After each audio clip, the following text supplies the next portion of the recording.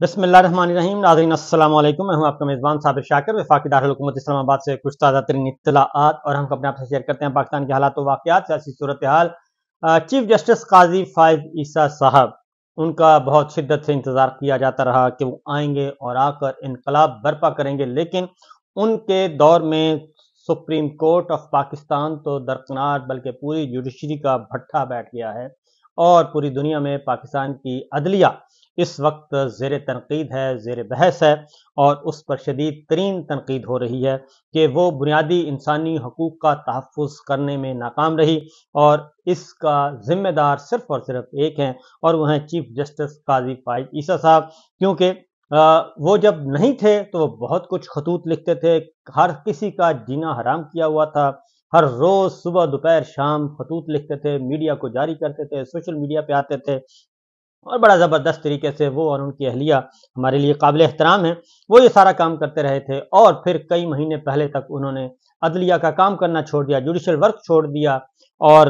Chief justice Umar रज़ा बंदयाल साहब हों, बाकी ऑनरेबल जजेस हों, किसी की भी उन्होंने रिस्पेक्ट नहीं की और हर किसी से उलझते थे।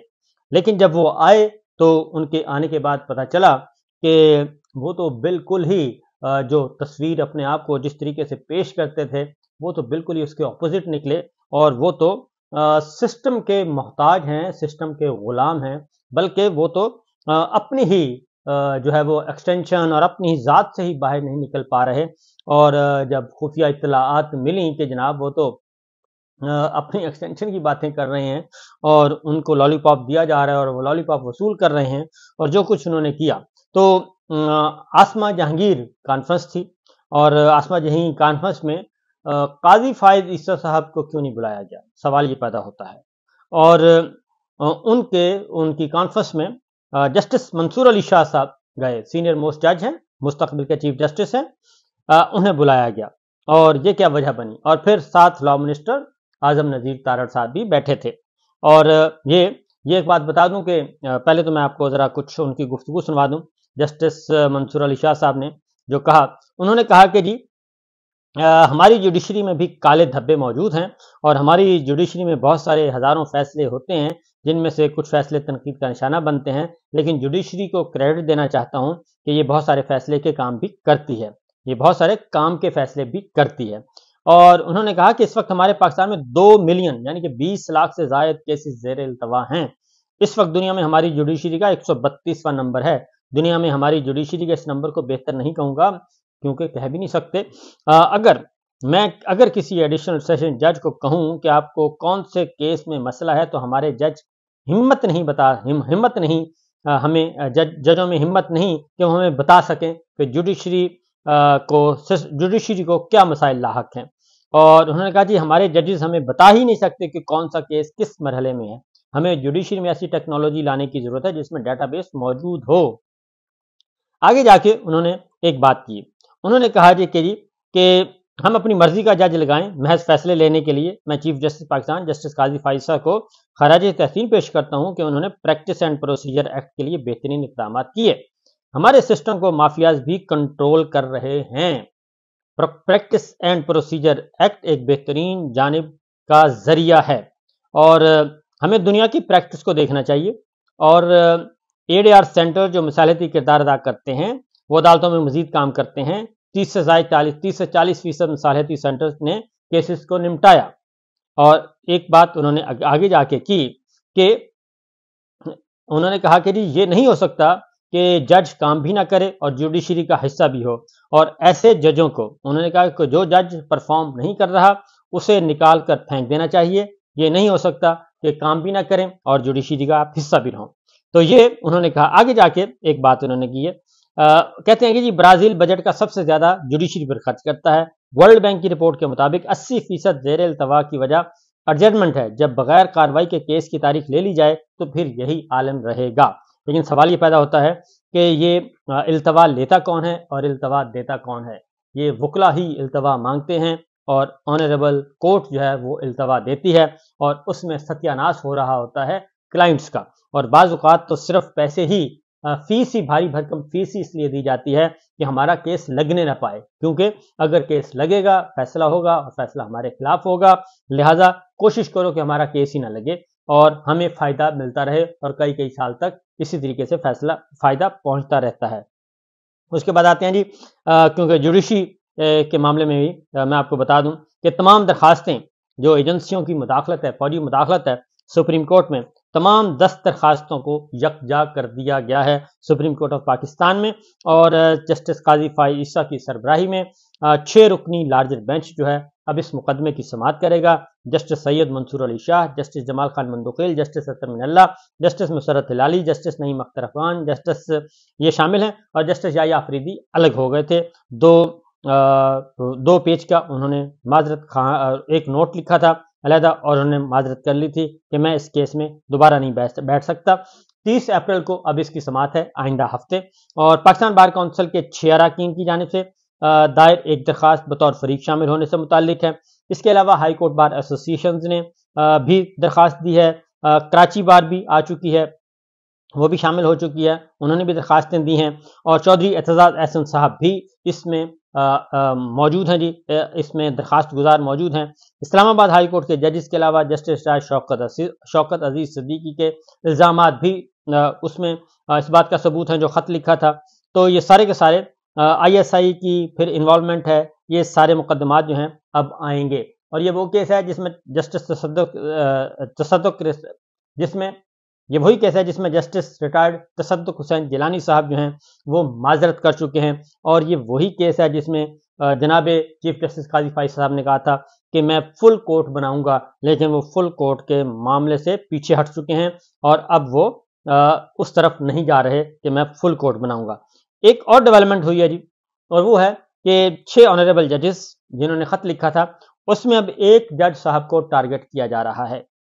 اور وہ ہیں جسٹس بابر ستار صاحب۔ 6 جسٹس بابر ستار صاحب کو اب ذرا تھوڑا سا گرل کیا جا رہا ہے۔ 4 اداروں نے متفرق درخواست دائر کی ہے اسلام آباد ہائی کورٹ میں، اور انہوں نے ایک ہی بات کی ہے، 4 کے 4 اداروں نے، اور آڈیو لیکس کا کیس ہے جس میں وہ اس کیس کو آگے لے کر بڑھ رہے ہیں کہ یہ بتایا جائے کہ آڈیو ویڈیو ریکارڈ کون کرتا ہے، کس کے حکم پر ہوتی ہے، اور پھر اس کو جاری کون کرتا ہے، اور اس کا رسپانسیبل کون ہے۔ کیونکہ اگر وزیر اعظم ہاؤس کی بھی آڈیو اور آنریبل ججز کی بھی آڈیوز ویڈیوز وہ بھی ان کے دفتر محفوظ نہیں، ان کے گھر محفوظ نہیں۔ آپ کو یاد ہوگا کہ ثاقب نثار صاحب کی ایک آڈیو ریلیز کی گئی تھی، اور اس کے بعد یہ پی ڈی ایم 1 کی حکومت میں پھر prime minister office, prime minister house کی آڈیو ریلیز کی گئی، وہ بھی سامنے آ چکی ہیں۔ تو یہ آڈیوز ریکارڈ کون کرتا ہے، اور اس کو پھر ریلیز کون کرتا ہے، اور اس کی حیثیت کون سی ہے، یہ وہ آئی ایس آئی سے بھی پوچھ چکے ہیں، ایم آئی سے بھی پوچھ چکے ہیں، آئی بی سے بھی پوچھ چکے ہیں، ایف آئی اے سے بھی پوچھ چکے ہیں، پی ٹی اے سے بھی پوچھ چکے ہیں، لیکن کوئی یہ بات بتا نہیں رہا۔ لہٰذا اب متفرق درخواستوں میں یہ کہا گیا ہے کہ اختلافی فیصلے سے بچنے کے لیے بشرا بی بی اور نجم ثاقب، جو کہ ثاقب نثار صاحب کے بیٹے ہیں، کی درخواستوں پر سماعت کرنے والے جسٹس بابر ستار صاحب کیس سے الگ ہو جائیں، اور اس مقدمے کی سماعت وہی بینچ آگے بڑھائے جو پہلے اس نوعیت کی دوسری درخواستوں پر 2021 میں فیصلہ کر چکا ہے۔ اب 4 درخواستیں، 4 ادارے بیک وقت، کون کون سے ادارے ہیں اس میں جسٹس بابر ستار صاحب پہ عدم اعتماد کرنے والے پیمبرا ہے، پی ٹی اے ہے، ایف آئی اے ہے، اور آئی بی ہے۔ درخواست میں موقف اپنایا گیا ہے کہ اس سے قبل جسٹس محسن قیانی 2021 میں اسی نوعیت کے ایک دوسرے کیس کا فیصلہ کر چکے ہیں، اور اس لیے اب اختلافی فیصلے سے بچنے کے لیے اور انصاف کا تقاضا بھی یہی ہے کہ بشرا بی بی اور نجم ثاقب کی درخواستوں پر سماعت کرنے کے لیے جسٹس بابر ستار مقدمے سے الگ ہو جائیں۔ جسٹس بابر ستار اس مقدمے کو سننے سے انکار کرتے ہیں، بلکہ اسی نوعیت کی درخواستوں پر فیصلہ کرنے والا دوسرا بینچ اس مقدمے کی کارروائی کو آگے بڑھائے۔ بشرا بی بی نے اپنے وکیل سردار لطیف کھوسہ ایڈوکیٹ کے ساتھ لیک ہونے والی آڈیو کو چیلنج کر رکھا ہے، جبکہ ثاقب نثار صاحب کے بیٹے نجم ثاقب نے چیلنج کر رکھا ہے، اور یہ ساری چیزیں اس وقت زیر سماعت ہیں۔ 29 اپریل کو اس کی سماعت کے لیے مقرر ہے۔ جسٹس بابر ستار صاحب متعدد بار یہ پوچھ چکے ہیں کہ ہمیں یہ بتایا جائے کہ یہ کون کر رہا ہے، اور جو خط لکھا تھا جسٹس بابر ستار صاحب نے اور 6 ججز نے جس پہ جسٹس بابر ستار صاحب کے دستخط ہیں، تو امکان یہ ظاہر کیا جا رہا ہے کہ جو کیمرے برآمد ہوئے تھے اور جو آڈیو ویڈیوز برآمد ہوئی تھیں، خفیہ کیمرے برآمد ہوئے تھے، وہ جسٹس بابر ستار صاحب کا ہی گھر ہے، مبینہ طور پر کنفرم نہیں، لیکن کہا جا رہا ہے کہ یہ انہی کا घर था और उन्हीं के घर से ये बरामद हुई थी और उन्होंने इस वाक़े को रिपोर्ट भी कर दिया है। अब जनाब 6 जजेस में से एक जज को उन्होंने टारगेट कर लिया है कि पहले ज़रा जस्टिस बाबर सत्तार साहब को टारगेट करते हैं और उसके बाद फिर देखते हैं कि इसका रद्द अमल क्या आता है। मैं सिर्फ इतना कहूँगा कि अगर तो हाई कोर्ट और जुडिशरी मुत्तहिद रही और वकला बिरादरी भी मुत्तहिद रही तो बहुत अच्छी बात है और ये मामला जो है वो यहीं ख़त्म हो जाएगा और जस्टिस बाबर सत्तार साहब और तमाम जजेस जो हैं वो महफूज रहेंगे। और अगर जस्टिस बाबर सत्तार साहब को तनहा छोड़ दिया गया तो फिर उसके बाद अगली बारी बाकी ऑनरेबल जजेस की है, क्योंकि ये बात सोशल मीडिया पे और सीना बसीना खबरें गर्दिश कर रही हैं कि जनाब जो 6 जजेस ने खत लिखा है उनमें से 2 जजेस को हम फारिग कर देंगे, फारिग करवा देंगे किसी भी तरीके से और बाकी जो 4 जजेस हैं वो जो हैं वो उनको वार्न कर दिया जाएगा तो ये मामला इस तरीके से दबा दिए जाएंगे। तो मसला वही है जनाब कि देखते हैं कि इस पे अब क्या होता है और ऑनरेबल जजेस कैसे रिएक्ट करते हैं और जस्टिस बाबर सत्तार साहब को कैसे बचाते हैं। दूसरी जानिब पंजाब में मुसलसल मसाइल ही मसाइल हैं जी और वहाँ पे इंतकाम तो बहुत ज़्यादा है, लेकिन अवाम की खैर फलाह के लिए, अवाम की फलाह बहबूद के लिए कुछ नहीं किया जा रहा। किसानों ने धरने का ऐलान कर दिया है, वकला ने भी एक बाइकआउट का ऐलान कर दिया है। मंडे को पीर के रोज़ आल पाकिस्तान वकला कन्वेंशन में ये फैसला किया गया है कि पीर के रोज़ हम अलामती हड़ताल करेंगे और अदालतों का बाइकआउट करेंगे। तो मामला जो है वो आगे बढ़ते जा रहे हैं और इसलिए कि ये जो मैंने आपको बताया है ऑनरेबल जजेस के हवाले से आल पाकिस्तान वकला कन्वेंशन हो चुका लाहौर में और उसमें ही ये फैसले किए गए हैं और उसमें ही ये सारी चीज़ें डिस्कस की गई हैं और इसीलिए वकला जो है वो पैरेलल तैयारी कर रहे हैं कि अगर इन्होंने ऑनरेबल जजेस को टारगेट करने की कोशिश की तो फिर वो मैदान में होंगे। उसकी वजह यह है कि चीफ जस्टिस काजी फाइज ईसा साहब जो हैं वो बिल्कुल अनप्रडिक्टेबल हैं और उनका कुछ पता नहीं कि वो कब और क्या मामला तय कर लें हुकूमत वक्त के साथ, क्योंकि वो हुकूमत वक्त से राब्ते में है और 1 महीने का वक्त इसीलिए दिया था उन्होंने इस मुकदमे को और फुल कोर्ट भी नहीं बनाया। ऑडियो जो ऑनरेबल जजेस का ख़त है और फौजी मुदाखलत अदालतों में, इसीलिए 1 महीने का वक्त दिया था कि आप ज़रा मैनेज कर लें चीज़ों को। और दूसरा ये कि फुल कोर्ट बनानी थी, फुल कोर्ट से भी वो राह फरार इख्तियार कर चुके हैं। इजाज़त दीजिए, अल्लाह हाफ़िज़।